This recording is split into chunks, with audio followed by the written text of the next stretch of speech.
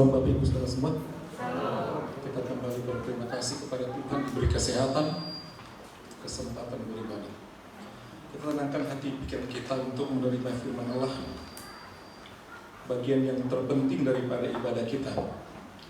Kita membuka Alkitab kita dari Injil Matius pasal 14 ayat 14 sampai 16. Matius pasal 14 ayat 14 sampai ayat yang ke-16. Dengan kasih Kristus saya undang semua jemaat bangkit berdiri. Kita bersama-sama baca ayat ini. Saya mulai dari ayat yang ke-14. Demikian kita bergantian. Ketika Yesus mendarat, ia melihat orang banyak yang besar jumlahnya. Maka tergeraklah hatinya oleh belas kasihan kepada mereka, dan ia menyembuhkan mereka yang sakit.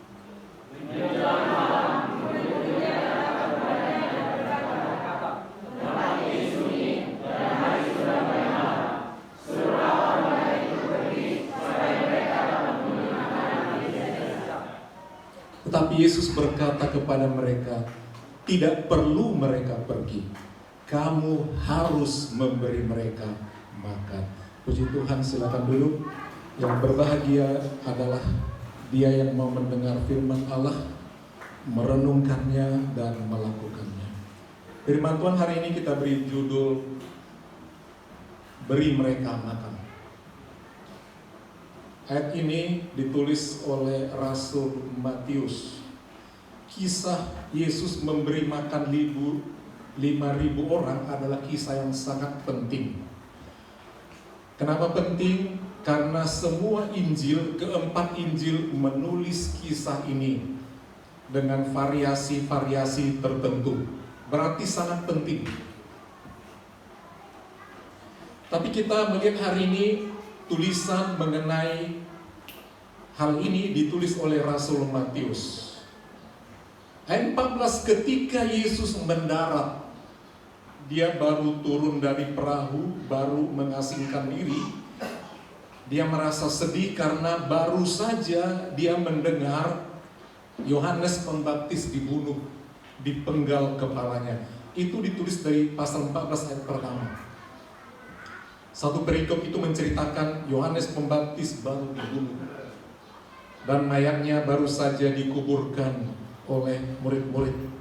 Oleh sebab itu, mendengar berita itu, menyingkirlah ia dari situ. Itu di ayat yang ke-13. Dia menyingkir. Tuhan Yesus merasa sedih. Berarti selesai sudah pelayanan Yohanes Pembaptis, giliran fokus pelayanannya. Sebab Yohanes Pembaptis dipanggil sebagai pembuka jalan untuk pelayanan Tuhan Yesus. Bahkan sebagian daripada murid Yohanes Pembaptis telah dialihkan menjadi murid Tuhan Yesus.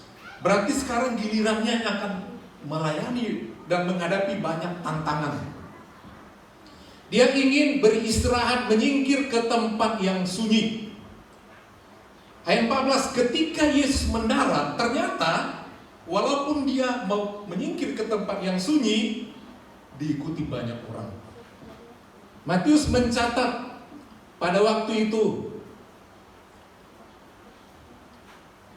banyak yang melihat orang banyak itu, melihat banyak yang besar jumlahnya. Artinya adalah banyak itu memang banyak sekali, ribuan. Nanti dihitung dalam hitungan yang memperoleh makan itu adalah 5.000 orang laki-laki, belum istri masing-masing. Kalau istrinya 2, lebih lagi. Belum lagi anaknya, kalau anaknya 5.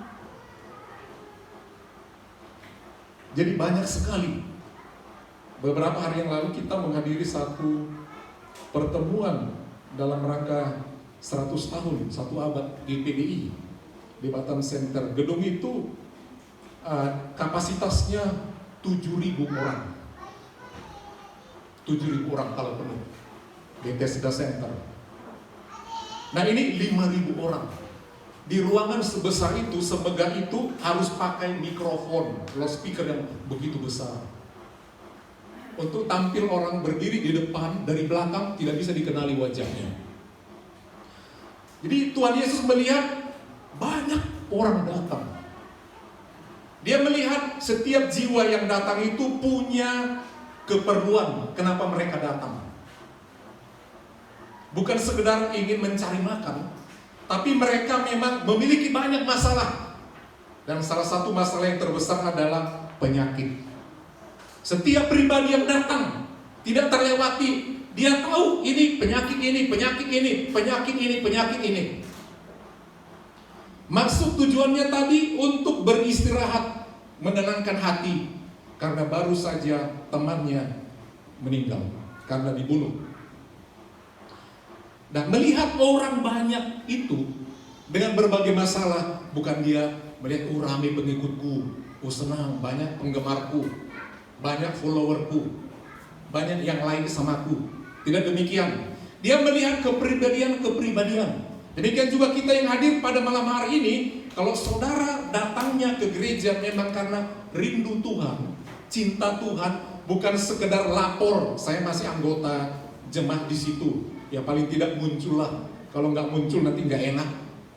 Apa dibilang tetangga, orang tahu saya Kristen dan bergereja di sana, nggak enak.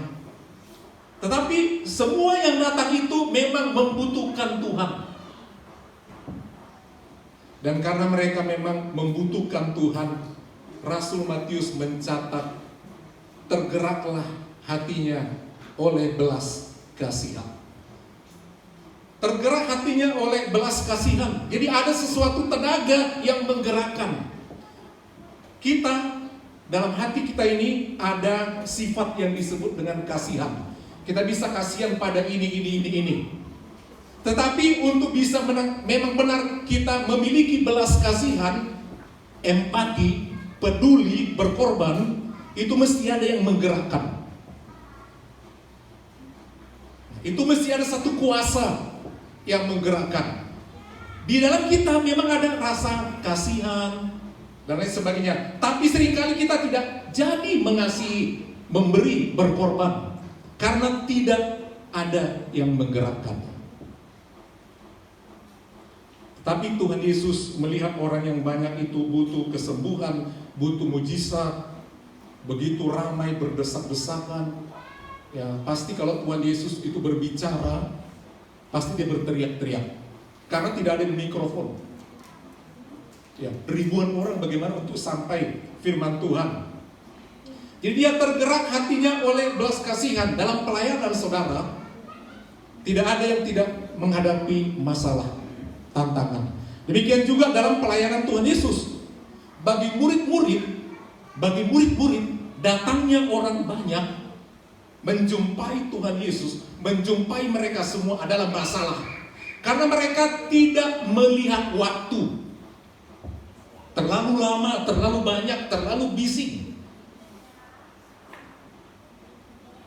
Walaupun Tuhan Yesus tergerak hatinya oleh belas kasihan. Tadi dia sudah mau istirahat, mau tidur, akhirnya dia duduk lagi, berdiri dan bangkit. Dia lihat semuanya, dia pandang semuanya. Oh itu sakit ini, itu sakit itu, aduh. Jauh-jauh mereka datang. Sehingga dia tidak jadi beristirahat. Dalam ayat ini dikatakan, dan ia menyembuhkan mereka yang sakit. Tuhan Yesuskah yang mendatangi orang yang sakit itu? Bukan.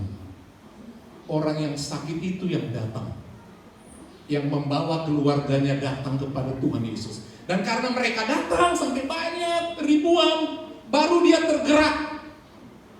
Karena mereka punya upaya untuk datang. Seringkali saudara kita hanya diam di rumah memohon ini, tapi tidak tergerak untuk datang kepada Tuhan. Tidak mau datang dalam kelompok yang banyak, menyatakan isi hati kita bahwa kita perlu Tuhan. Itu membuat hati Tuhan Yesus tergerak. Dan ternyata ribuan orang itu mendapatkan kesembuhan. Untuk menyembuhkan itu kalau satu-satu tumpang tangan. Karena pelayanan Tuhan Yesus selalu adalah pelayanan pribadi. Bukan sekali datang semua langsung disembuhkan, dia langsung tiup. Tidak seperti itu. Bahkan ketika ada seorang wanita yang pendarahan belasan tahun, dia tahu ada kuasa, ada tenaga yang keluar. Pindah. Jadi dia tahu siapa yang punya iman. Kita yang datang bergereja ini dari sekian banyak, Tuhan tahu siapa yang punya iman, siapa yang punya kerinduan. Tuhan tahu siapa yang membutuhkan jamahan Tuhan. Dan orang itu yang dengan iman datang kepada Tuhan dikatakan, karena belas kasihannya ia menyembuhkan mereka yang sakit. Jadi banyak waktu, berjam-jam menyembuhkan, karena ribuan orang. Mungkin ada kesurupan, lompat-lompat, pindah lagi ke yang ini, terus ribuan, pasti sangat melelahkan. Ya, ada yang tumbang dibantu sama murid-murid, semua dipuaskan, akhirnya kelelahan. Udah mau malam, tahu-taunya dari pagi, sore, udah mau maghrib. Aduh, lelah sekali. Itu masalah sama murid-murid orang yang banyak itu. Sehingga dia bilang sama Tuhan, kalau terus begini-begini, kapan kita mau istirahat? Guru juga capek, kami juga lapar. Stok makanan tidak ada lagi. Udah capek, disambung lagi mereka semua. Akhirnya murid itu mengomel. Ayat 15 dikatakan, menjelang malam, menjelang waktu istirahat, itu pengertian malam. Murid-muridnya datang kepadanya, protes, ini masalah. Guru, ini masalah dalam pelayanan. Bagi Tuhan memang awalnya itu masalah karena dia harus istirahat, lagi pusing karena salah satu orang terdekatnya yaitu Yohanes Pembaptis baru dibunuh. Dia sangat sedih. Dia mau menenangkan pikiran sebagai manusia, tetapi dia punya belas kasihan.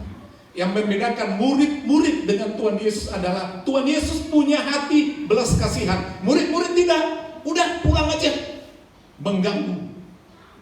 Sehingga menjelang malam murid-muridnya datang kepadanya dan berkata, tempat ini sunyi dan hari sudah mulai malam.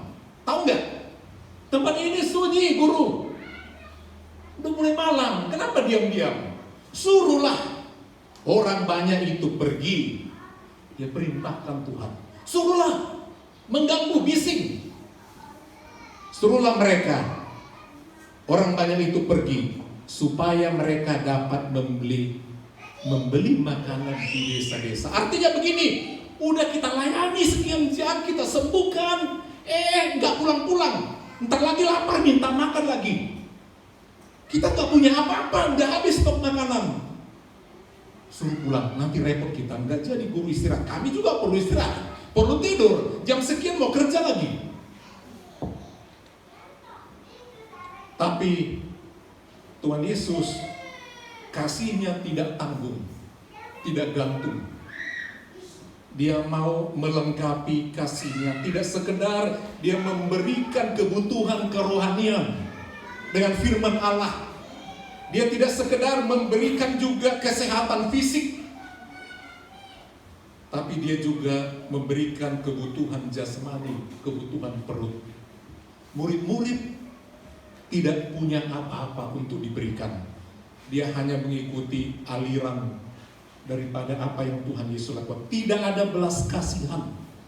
Tidak ada memikirkan soal bagaimana mereka nanti pulang malam hari mati di jalan atau pingsan. Dia tidak pikirkan, pokoknya tugas sudah sembuhkan, pulang. Repot mau makan lagi, enak kali. Tuhan Yesus tidak begitu.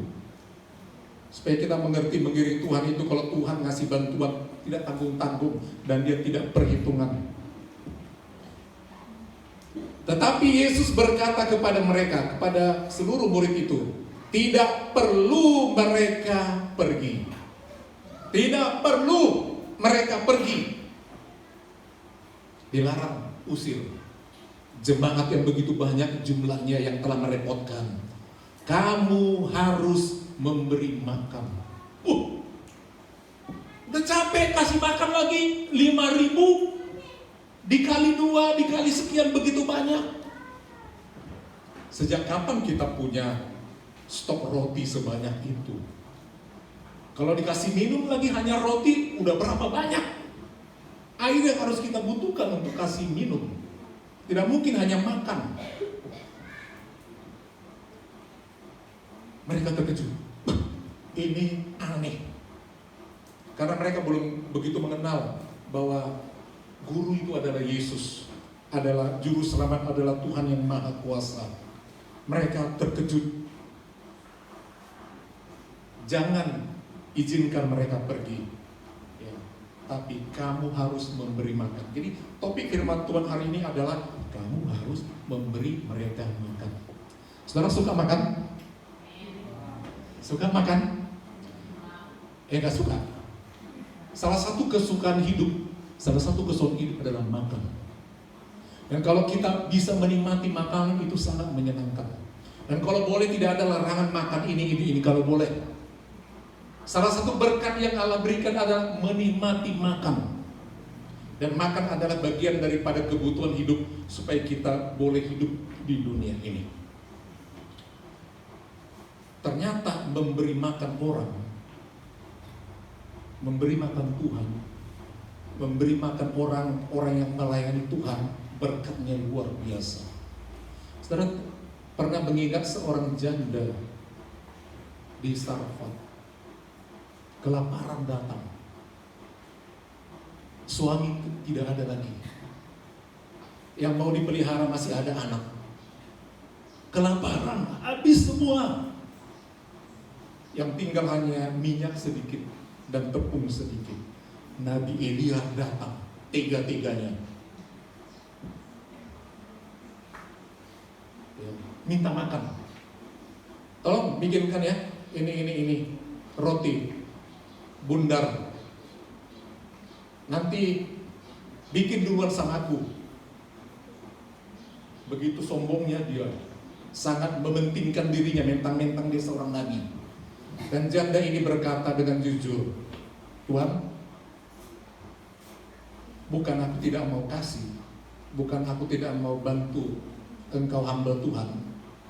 Masalahnya adalah yang ada hanya dikit minyak, dan kemudian juga tepung pun tinggal segenggam, gak cukup buatmu, hanya cukup buat aku dan anakku. Buatmu gak cukup, biar kau hamba Tuhan, aku duluankan anakku dan diriku. Dan habis kami makan, karena gak ada lagi makanan, nunggu jam mati. Tapi apa kata Nabi Elia? Ada yang memelihara hidup. Satu kali Tuhan Yesus berkata, bukankah hidup itu lebih penting daripada makanan? Bukankah tubuh itu lebih penting daripada pakaian? Artinya adalah seringkali kita lebih mementingkan pakaian. Tapi kalau tubuh ini gak ada, gak sehat, untuk apa pakaian? Banyak orang cari makan. Orang pikir cari makan yang penting. Bukankah hidup itu, ngapain kita cari makanan banyak, tapi kita tidak lagi nafas, dan nafas itu diberi oleh Tuhan? Artinya adalah kita harus lebih mementingkan si pemberi tubuh, yaitu Tuhan, dan si pemberi kehidupan daripada makanan. Kita harus lebih mementingkan Tuhan yang memberi makanan daripada roti dan minyak, daripada anak dan istri. Sebab anak dan istri itu dari Tuhan, nyawa kita dari Tuhan, roti, minyak dari Tuhan. Si pemberi itu yang paling penting. Ketika dibilang begitu, begitu. Akhirnya, pokoknya taati, jangan pikirkan makanan. Bikin dulu, bikin. Kasih sama si om itu, ini om Elia. Dia makan, dan ternyata nggak habis roti dan minyak itu, tepung dan minyak itu. Dan sekali kita perhitungan ketika kita mau kasih makan orang atau hamba Tuhan. Begitu kita perhitungkan. Karena apa? Kita takut, nggak ada lagi, bagaimana ini nanti. Kita lupa si pemberi hidup, si pemberi padi yang mengisi periuk saudara, kuali saudara, rumah saudara. Itu Tuhan kita yang bisa menggerakkan. Saudara boleh punya tenaga untuk mencari, itu pun daripada Tuhan. Jadi saudara, pentingnya kita memiliki belas kasihan seperti Tuhan Yesus. Dia mau memberi kesembuhan, Dia mau memberikan makanan. Kamu harus memberi makan. Kata harus is a must, mesti. Jangan terlalu perhitungan. Kalau saudara ingin Tuhan tidak terlalu perhitungan untuk memberkati saudara. Jadi ada 2 poin yang perlu kita dapatkan dari ayat firman Tuhan ayat 14-16 menurut Rasul Matius ini adalah mari kita memiliki belas kasihan. Dan kita mau menggerakkan itu untuk peduli. Jangan kita orang yang tegaan. Belas kasihan. Dalam pelayanan, kalau saudara terlibat dalam pelayanan, tanamkan di hati ada belas kasihan. Wah, kasihan om itu sendiri melayani. Kasihan tua-tua sidang, mereka melayani. Ada belas kasihan. Kasihan mereka gotong royongnya haus, lapar. Wah, kasihan ya kalau aku nggak datang ke rumah dia kebaktian sektor. Saudara, mesti ada belas kasihan. Amin. Amin. Kalau mau diberkati, memberkati. Ya, kalau mau diberkati, memberkati, belas kasihan. Jadi anggap diri kita, kalau saya nggak dikasihani, bagaimana? Aku harus mulai mengasihani, memberkati, menyembuhkan, mendoakan, mengunjungi, melawat. Mulai. Kalau saudara ingin dilawat, ayo melawat. Kalau saudara ingin kenyang, ayo memberi makan. Amin. Kamu harus memberi mereka makan. Tuhan Yesus marah. Capek bukan kalian yang capek. Karena kamu jadi muridku, pengikutku. Sifatku, sifatmu. Aku berbelas kasihan. Tahu seperhitungan. Jadi miliki kita kalau berjemaat, bergereja, apapun dalam hidup kita ini, orang Kristen itu ciri khasnya adalah memiliki belas kasihan, tidak tega. Ya, jangan menjadi manusia yang hanya mementingkan diri sendiri. Aku nggak punya, aku nggak bisa kasih makan, boro-boro mau kasih dia, aku nggak ada. Kalau saudara ingin mendapatkan sesuatu yang baik, lakukan yang baik. Allah kita bukan Allah yang jahat yang ingin merampok. Nabi Elia bukan ingin merampok, tapi ingin memberkati. Dan setelah itu perempuan itu diberkati, janda itu diberkati sampai habis. Kemarau, kelaparan, mereka tidak kelaparan. Sampai nanti mereka mulai lagi bisa menanam, udah mulai ada hasil, baru berhenti mujizat itu. Dapatlah dari hasil kerja keras mereka. Yang kedua adalah mari kita untuk punya kepedulian. Bagi murid, datangnya orang banyak adalah gangguan. Ya, orang yang minta tolong adalah gangguan. Hamba Tuhan yang datang mungkin sama kita itu merupakan gangguan.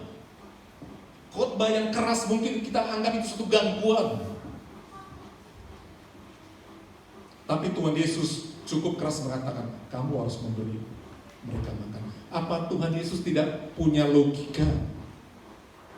Kan dia tahu bendahara yaitu Yudas Iskariot gak ada uang, stok gandum gak ada, minyak gak ada, minuman pun gak ada. Tahu Tuhan Yesus gak ada.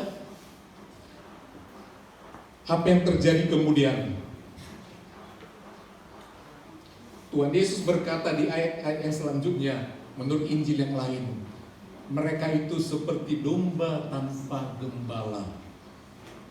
Mereka membutuhkan pertolongan. Yesus menempatkan dirinya seperti seorang gembala yang mengasihi domba-dombanya. Yesus ingin memberi mereka makan. Awalnya beda pendapat. Murid bilang suruh pulang, suruh pergi, supaya mereka cari makan ke desa-desa. Tuhan katakan, jangan izinkan mereka pergi. Kamu harus memberi mereka makan.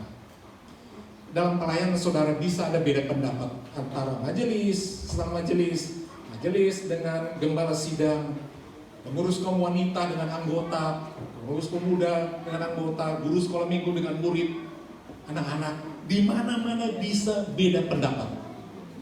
Tapi mari kita memiliki hati yang berbelas kasihan supaya terjadi mujizat. Apa yang terjadi kemudian untuk bisa memberkati 5.000 lebih orang? Kita harus melihat itu apa kata Injil-Injil yang lain. Dalam Injil Yohanes mereka menceritakan, Yohanes pasal 6 ayat 8 dan 9 juga menceritakan kisah ini. Kita lihat sejenak Alkitab kita. Yohanes pasal 6. Saya baca dari ayat yang ke-8 sampai 9. Seorang dari murid-muridnya yaitu Andreas, saudara Simon Petrus berkata kepada Yesus, "Di sini ada seorang anak yang mempunyai 5 roti jelai dan 2 ikan. Tetapi apakah artinya ini? Artinya itu untuk orang sebanyak ini." Kalimat ini muncul karena Tuhan Yesus memerintahkan, selidiki dari sekian ribu orang ini, siapa yang punya makanan. Ribuan orang mau diteliti, repot banget. 12 murid ini mencari. Kau bawa apa?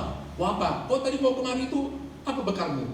Nggak ada, udah habis. Ini udah habis, nggak ada lagi. Rata-rata seperti itu.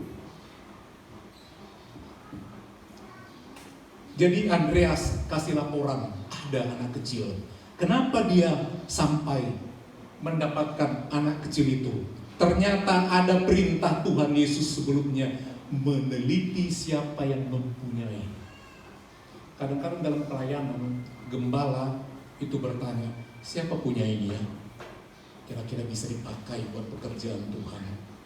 Siapa yang bisa berkorban ya untuk ini? Oh, bisa dipinjam, itu tumpang mendahulukan. Kadang bisa seperti itu dalam pelayanan. Dan Tuhan Yesus melihat siapa ya yang punya, yang mau berbagi. Karena Tuhan ingin memberi makan. Tapi dia mau ingatkan siapa yang punya dan mau memberi. Mereka pun mencari. Kita lihat Rasul Markus apa menanggapi hal ini tentang perintah Tuhan Yesus. Markus pasal 6.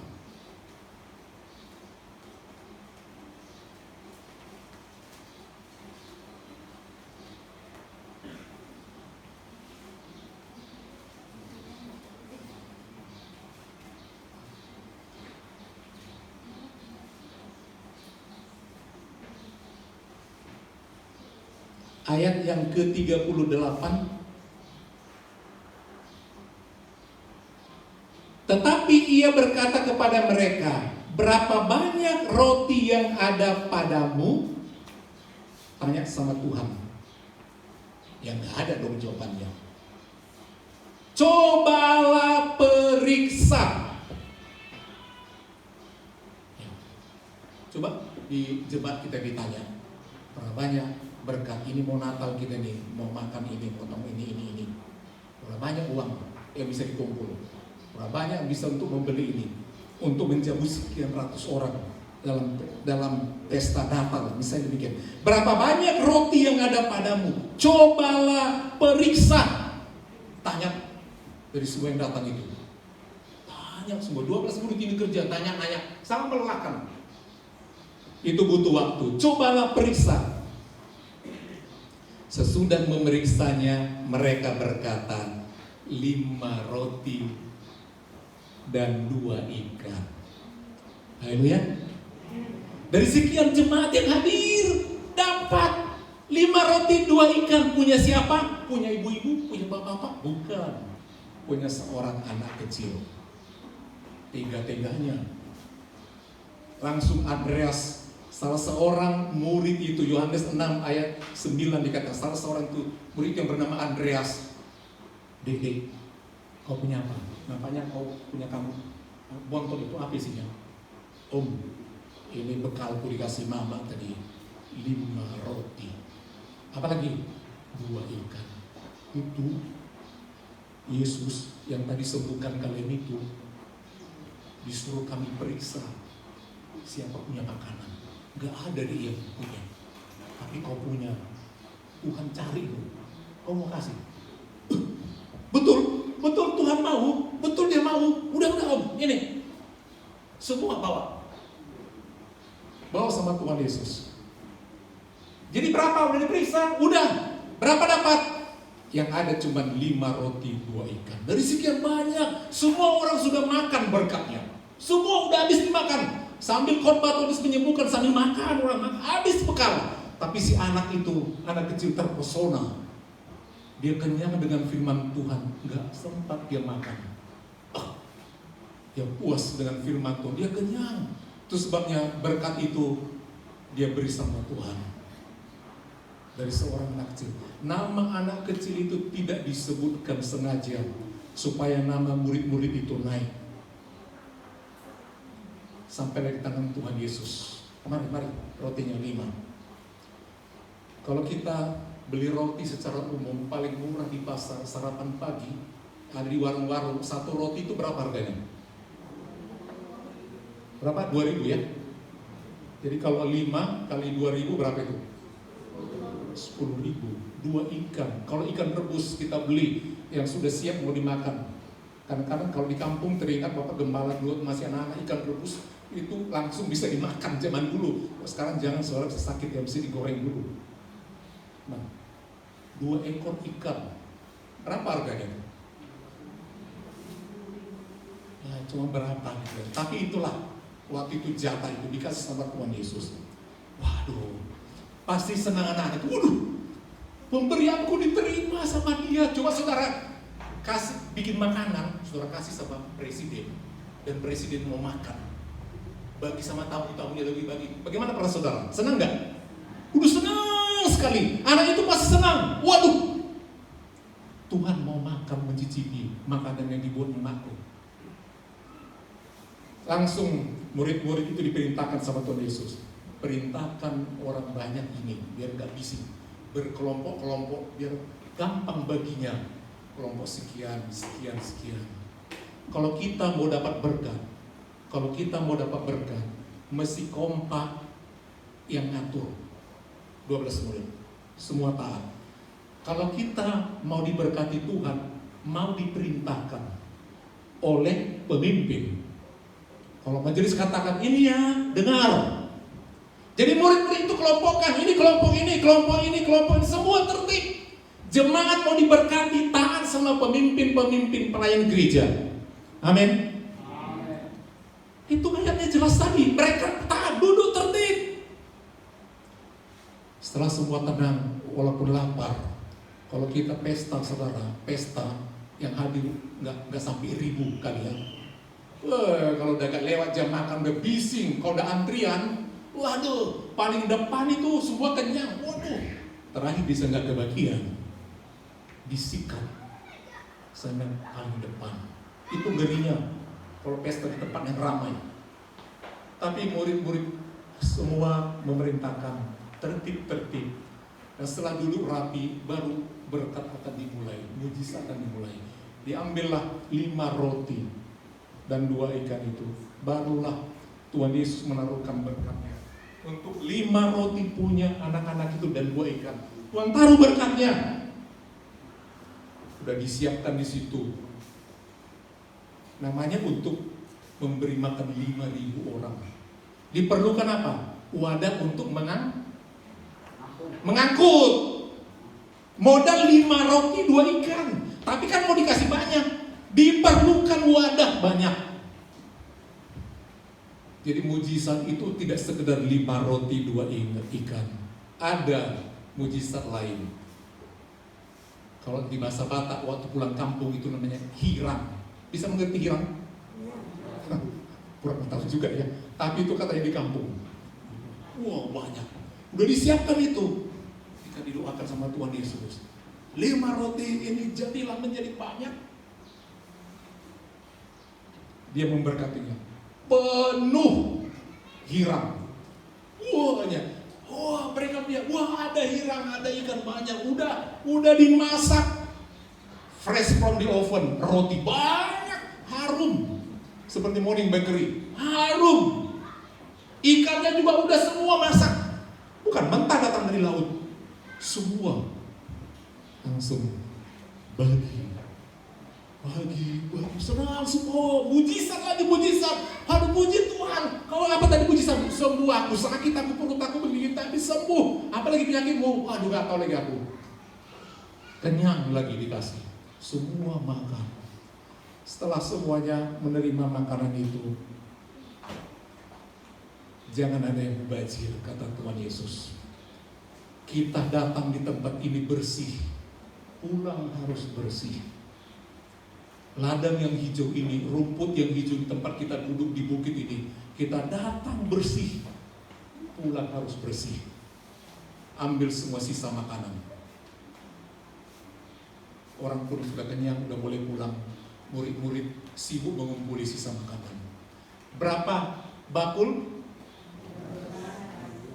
5 roti, 2 ikan. Penuh 12 bakul. Tuhan Yesus tidak pernah terlambat ngasih pertolongan. Dan jumlah berkat itu tidak pernah kurang atau lebih. 12 murid. Nggak punya apa-apa tadi untuk kasih makan. Tapi mereka mau taat. Akhirnya bisa mereka memberi makan. Jadi kalau saudara dikatakan, kamu harus memberi makan, Natal nanti pokoknya mesti makan, jangan langsung pikirkan, nggak ngerti om itu situasi. Bukan berarti nanti kalau Natal kita makan, bukan itu artinya. Soal artinya mari kita percaya sama kasih Tuhan itu. Miliki hati yang berbelas kasihan. Jangan sekedar yang penting Natal lah, yang penting kita adalah ininya. Jangan sekedar begitu, sebab berkat Tuhan itu nggak sekedar, nggak tanggung-tanggung, mujizat, makan. Nggak ada gantung-gantung. Dan murid itu dapat 1 orang 1 bakul, bukan 1 roti, bukan 5 roti 2 ikan, 1 bakul. Artinya bisa dia bawa pulang bagi ke tetangga lagi berkat itu. Amin, saudara. Amin. Jadi mari kita, saudara, kalau kita mau diberkati, ingin mendapatkan mujizat 5 roti itu, saudara, mari kita melihat urutannya, saudara. Kenapa mereka diberkati? Tuhan Yesus mengajarkan belas kasihan.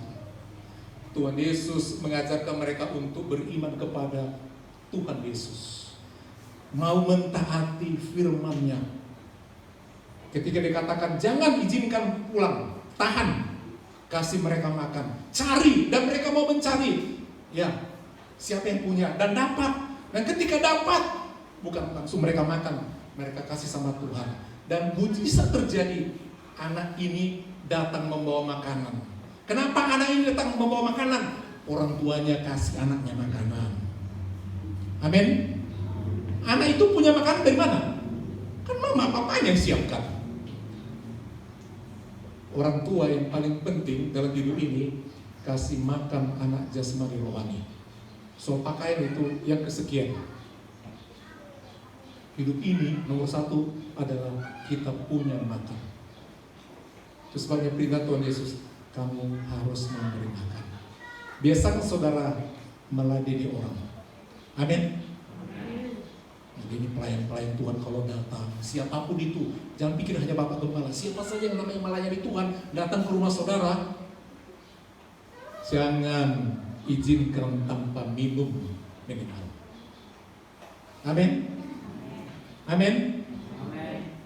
Perintah Tuhan Yesus tidak dikatakan kamu harus kasih mereka minum. Apa katanya? Kamu harus kasih mereka makan. Artinya apa, saudara? Kita harus mentaati apa firman Tuhan. Jadi topiknya bukan soal kamu harus kasih makan, taati firman Tuhan. Jangan izinkan pulang, kasih mereka makan, nanti aku yang siapkan bahannya. Amin. Kan begitu kan? Bahannya dari mana makanan itu? Dari murid-murid? Bukan. Tuhan akan siap. Kalau saudara ingin kasih makan orang, saudara nggak punya. Kalau saudara punya hati berbelas kasihan, Tuhan berkati saudara orang yang berbelas kasihan. Dan kalau saudara sudah memiliki, baru kasih makan. Amin. Miliki dulu belas kasihan itu, baru Tuhan berkati. Miliki belas kasihan. Ketika mereka taatlah, baru datang mujizat. Ketika mereka taatlah, baru ada makanan. Bukan langsung ada makanan. Taat, baru ada makanan. Dan ketika ada makanan di tempat kita, kita pun menghidangkan makanan. Puji Tuhan, saudara. Saudara ingin memberi makan? Miliki belas kasihan. Kalau kita orang yang kejam, Tuhan tidak berkati. Ngapain ku kasih? Nanti dia tidak bisa menjadi berkat. Dia tidak akan mau kasih makan. Tapi kalau kita punya hati yang berbelas kasihan, yakinlah kita bisa memberi makan, bahkan berkelimpahan. Miliki belas kasihan. Kita bangkit dari saudara.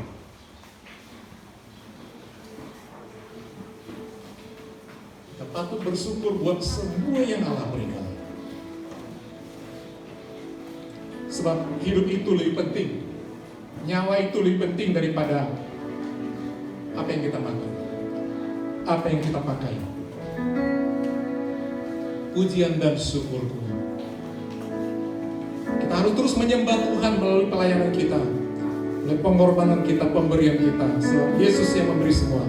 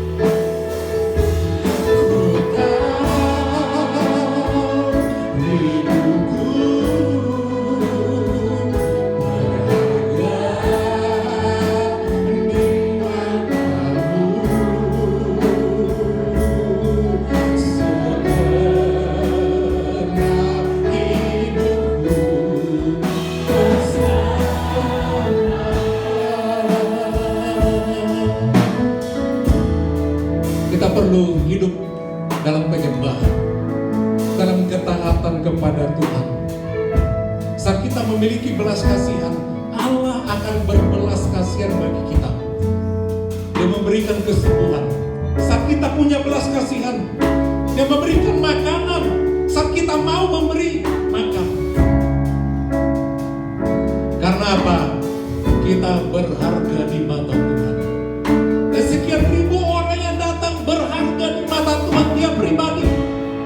Setiap jemaat yang hadir pada hari ini, apapun kepribadian saudara berharga di mata Tuhan. memberkati saudara. Dia ingin menyembuhkan saudara. Dia ingin menjawab doa saudara. Miliki belas kasihan. Miliki hidup yang mau memberkati. Nyanyikan menjadi bagian doamu kepada Tuhan. Pujian dan syukurmu.